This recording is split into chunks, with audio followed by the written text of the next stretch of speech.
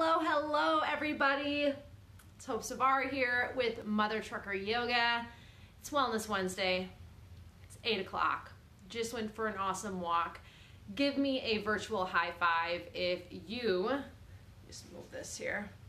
If you got out and got moving today. So I don't know about you, but I want to make sure I'm always moving every single day because it's not about the amount of exercise that you do. It's not even about being the strongest person. It's about moving more so that when you're 80, 90, however old, and you want to move, you still can. And by request, I've had several people message me and ask about what they can do for their hips. Now, I had one person ask about hip replacements and another person just tell me that their hips are tight, knee pain, it's all connected. So tonight we're going to do a couple of things. So if you have hips, you want to watch. And before anything, drop it in the comments section where you're tuning in from. So are you on the road? Where are you? Where are you going? Where are you coming back from? Where are you dropping a load off at or picking one up? Let me know in the comment section. But second thing, if you have hips, this is a video for you. If you have hips and you have pain, this is a video for you. If you find that you struggle with stiffness in your back, knee pain, okay? I'm gonna teach you something about knee pain that no one else probably has taught you before, and it's really important. If you have things like plantar fasciitis, tight calves, these are gonna be some awesome things that you can do right in the sleeper of your truck or at home or on the floor. You just really need space. I'm in my office. I'm gonna be on my yoga mat tonight, but you do not have to have a yoga mat. You don't need to take off your jeans, preferably take your shoes off, but super easy stretches that you are going to be able to do anytime, anywhere. Okay, first things first. If you have hip tightness, I want to identify a couple of areas for you. So if you're struggling with hip pain, hip tightness, okay, actually I'm going to come a little closer. For some of you, it's tightness in the hip flexor area, okay? And that hip flexor, there's a muscle in there called the psoas that actually attaches at your lower rib and then down that lumbar spine, okay? So are you tight here? That's the first question. Second question, are you tight in the lateral hip? So down the side of your hip? This may also be causing knee pain, okay? So do you have knee pain? Inside, outside, lower patella, back of the knee? A lot of people that have knee pain, listen very carefully, it's actually not the knee. It's not the knee unless you've been told you have bone on bone or maybe you have something else going on. A lot of times it's what's going on below in the foot or the calf or above in the hip. And then lastly, we want to look at hamstring, glute, and there's a couple other muscles in there that can be causing some pulling, maybe some sacral pain, even lower back pain. So I'm going to show you a short series of movements that you can do, 5 minutes.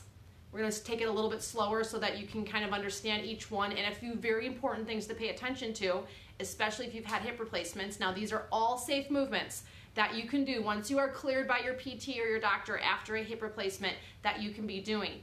Obviously, work within your body's own range of motion and don't do things that you're like, ooh, I don't know if that's a good idea.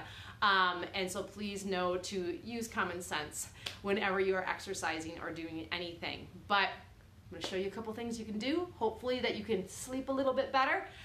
Hip pain will keep me up at night, and maybe it's doing the same for you, so let's get started.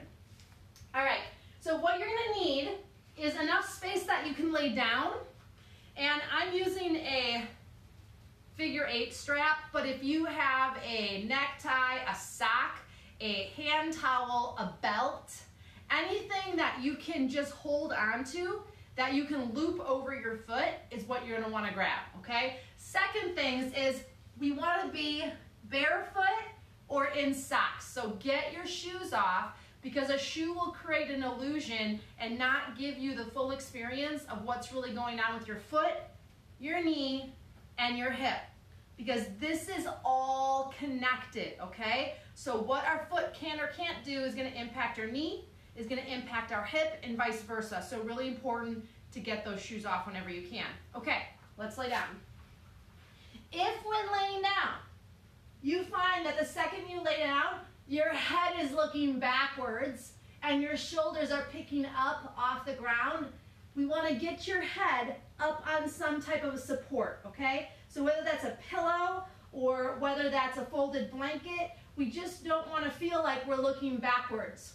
If you're a little bit larger in front, belly or chest, and this is putting pressure on you, same thing again. Elevate your head and elevate just a little bit under your shoulder blades, and that will ease up on some of that pressure. So easy fixes.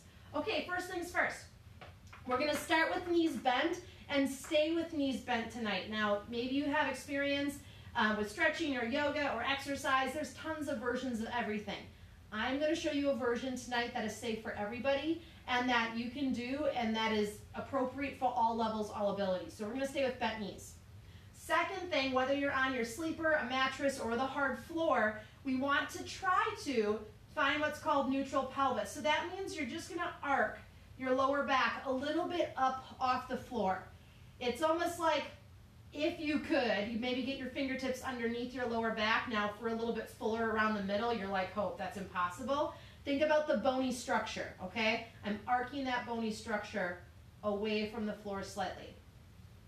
Take your strap, your belt, your loop, your wash rag, whatever you have, your pant leg, like no excuses why you can't do this. And you're going to loop, let's see how it's going to work for me here. You're going to loop that strap over your foot. Now, I'm just going to change this here. I'm going to go this way. Yeah, I like that better. Okay, I want you to place the strap or the loop just behind the ball of the foot, not at the center of the foot, and not way up by the toes, just under the ball of the foot, and it's lower that leg down to about 45 degrees. Now, notice how my arms are at full extension. If you're just tuning in, welcome.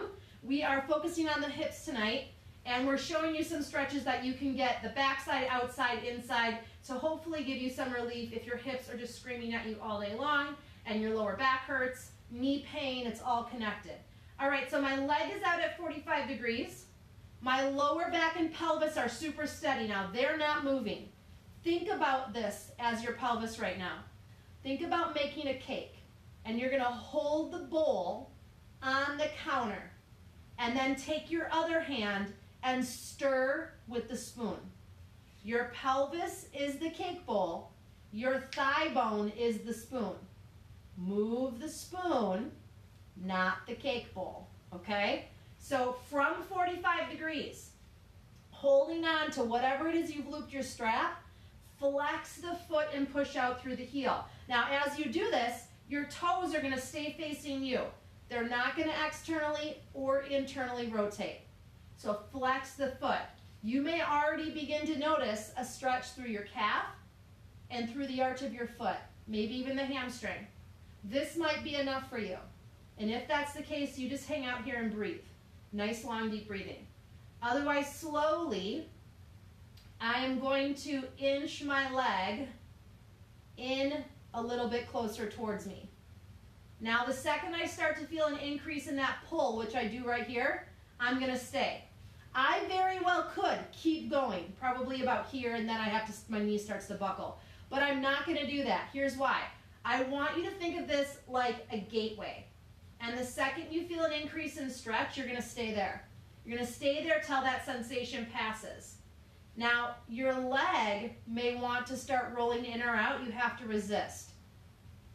Taking one hand, this is my left hand, and I'm just going to roll my thigh muscle a little bit away from kind of the pocket crease of my pant, and that might increase that stretch a little bit.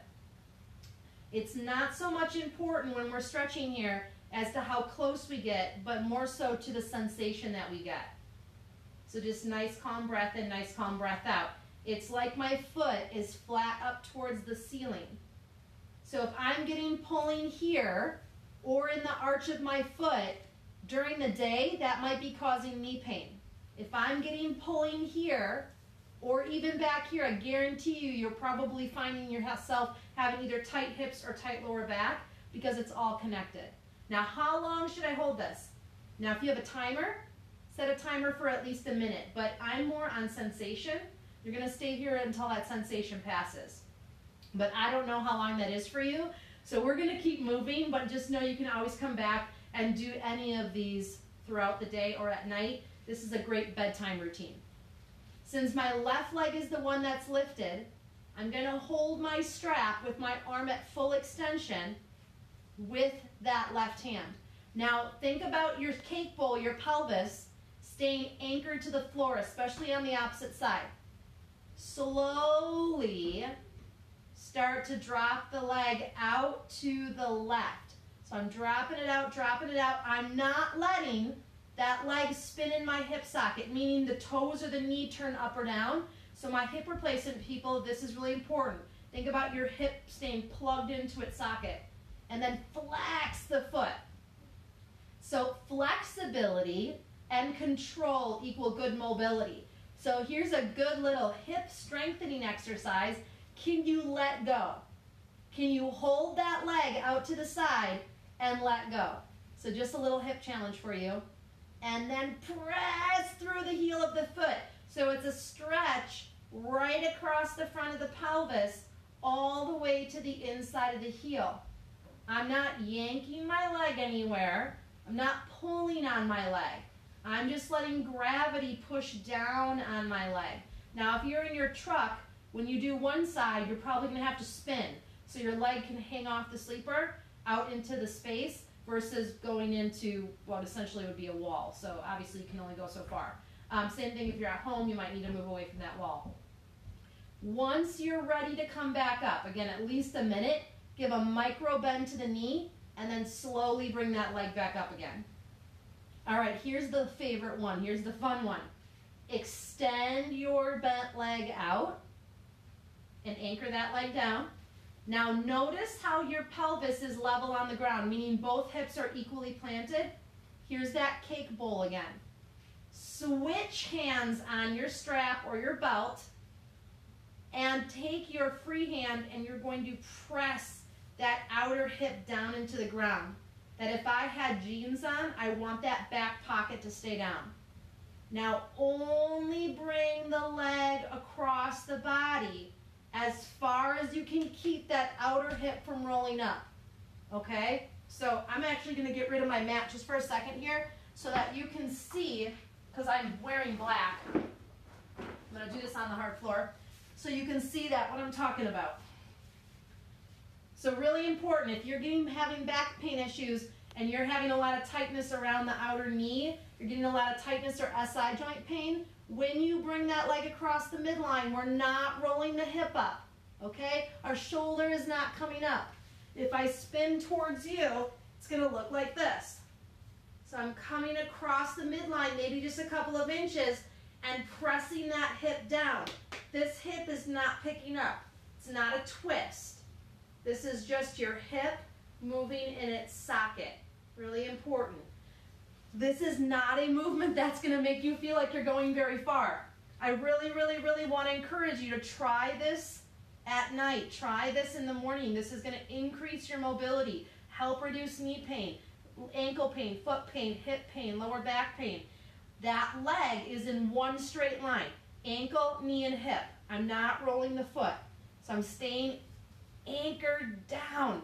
Like I elbow the floor, I'm pressing my thigh bone down into its hip socket.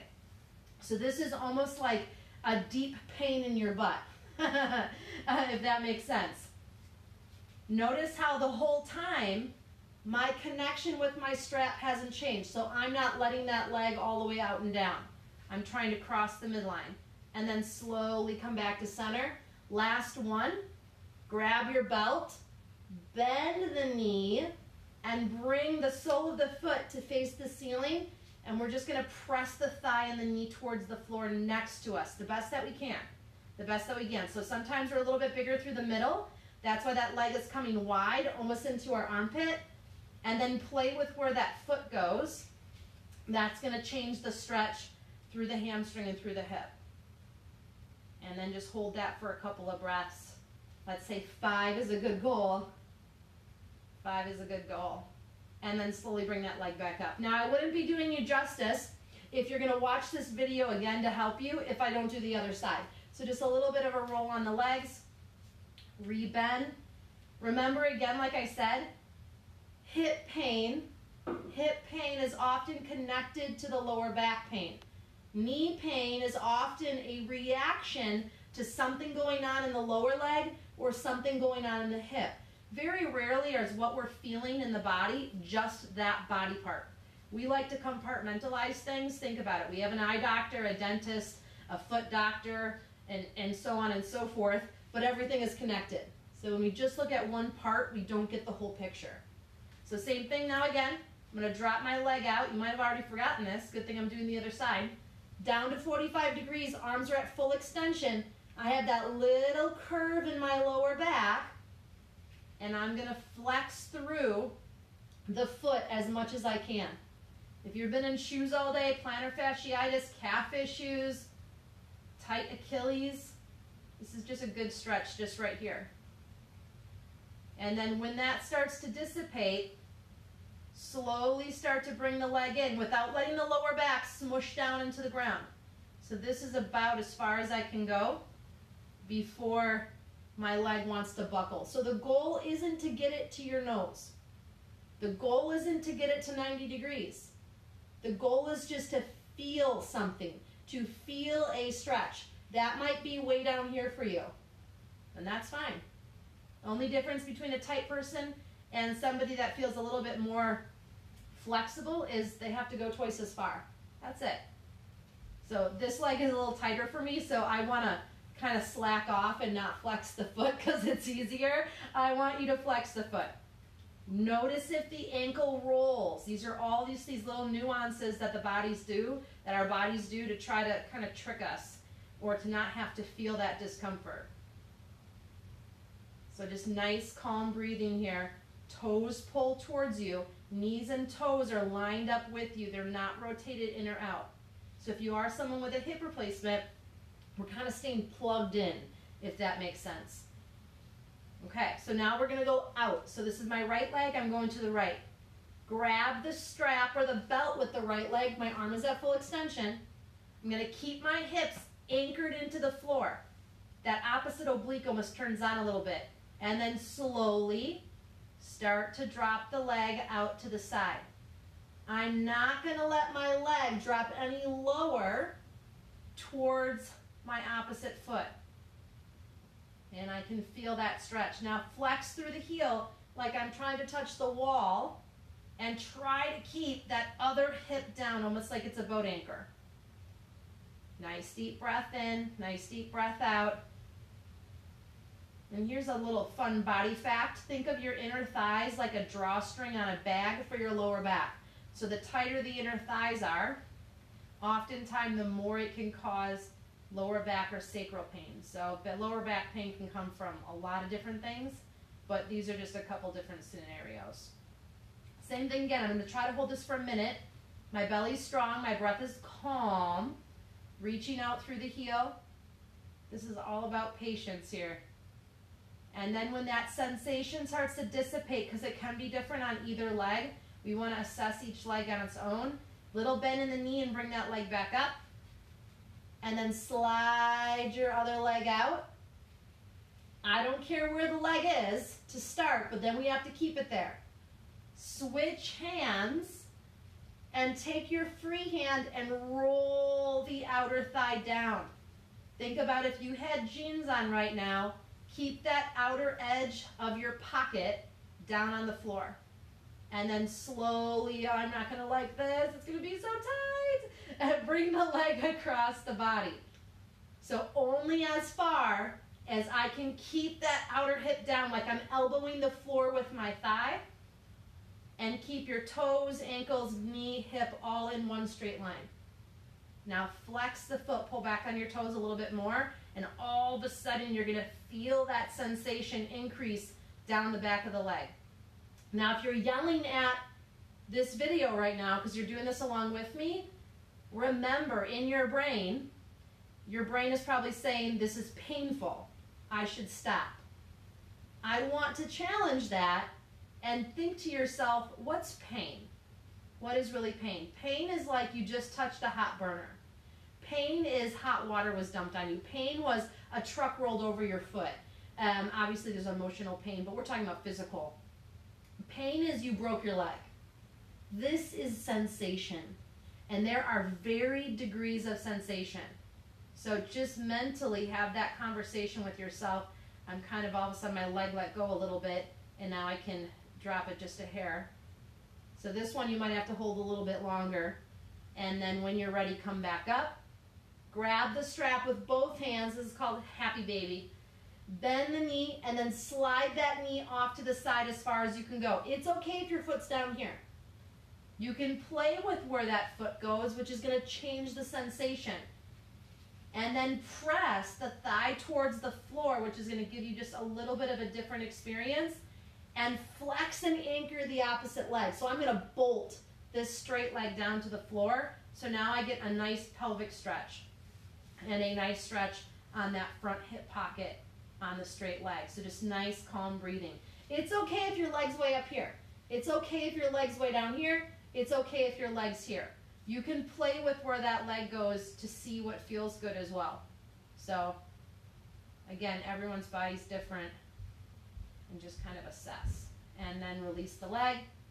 Whew, drop that leg out. And what you should notice is if you relax for a moment, your legs probably roll out a lot more on their own.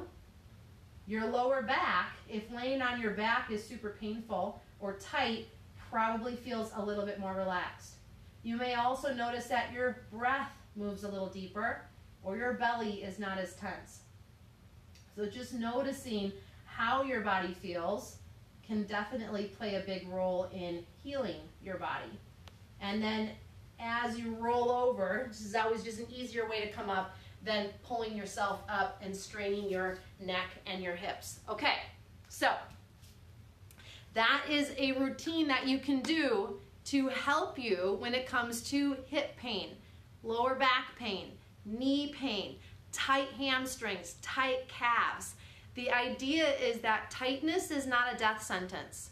Being stiff is simply a reminder from your physical body that you need to start doing something. And it's not about flexibility, it's about increasing mobility. And what I mean by that is, how do my joints move? Can I get down and up off the floor? Does my body move with somewhat of ease? That's mobility. As we age, it's mobility that we're focused on, not flexibility, because you can be too flexible. I know you're probably thinking, oh my gosh, yeah, right, but you really can. And then you don't have stability. So I hope that these hip exercises can help you. Do one of them. I like them all because then they kind of get all aspects of the hip and hopefully give you some relief. But if you don't have a yoga strap, which I know many of us don't, I just do because, well, I do yoga, use a belt, use a towel, use a pant leg, use a sock. No excuses. Use whatever you can find. And most importantly, honor your body, because replacement parts are never as good as the originals. And don't wait until you've lost your mobility, you've lost your flexibility, you've lost your strength to decide that it's worth trying to keep. Now is the time. All right, everybody, thank you so much. I hope this was helpful. Most importantly, share this out with other drivers that you feel like might benefit from a little reduced hip pain and a little increased mobility. Goodbye now.